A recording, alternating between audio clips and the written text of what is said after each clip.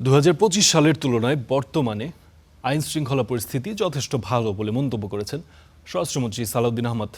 দুপুরে সচিবালয়ে এক অনুষ্ঠানে পুলিশের প্রশংসনীয় কাজের স্বীকৃতিস্বরূপ স্বরাষ্ট্র মন্ত্রণালয় কর্তৃক পুরস্কার প্রদান অনুষ্ঠানে এই কথা বলেন তিনি। মন্ত্রী আরও যোগ করেন, সরকার ভালো কাজে পুরস্কার আর খারাপ কাজে তিরস্কার, এই নীতিতে বিশ্বাসী। সরকারের ১০০ দিনে ৬০৫ হত্যাকাণ্ডের ঘটনা ঘটেছে। গতকাল টিআইবির এমন রিপোর্টের বিষয়ে তার মন্তব্য জানতে চাওয়া হলে তিনি বলেন, এমন তথ্য তার জানা নেই। পুলিশ বাহিনীকে আরও শক্তিশালী ও জনবান্ধব করতে চায় সরকার বলেও জানিয়েছেন তিনি।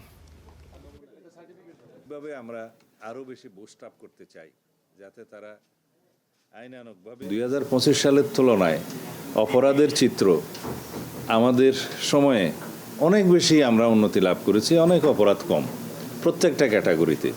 যদি মাসিক হিসাব করি 2025 সাল বা 2024 সালের সাথে তো তুলনাই চলে না। আমরা এই পুলিশ বাহিনীকে জনবান্ধব পুলিশ বাহিনীতে রূপান্তর ঘটাতে পেরেছি বলে আমার মনে হয়।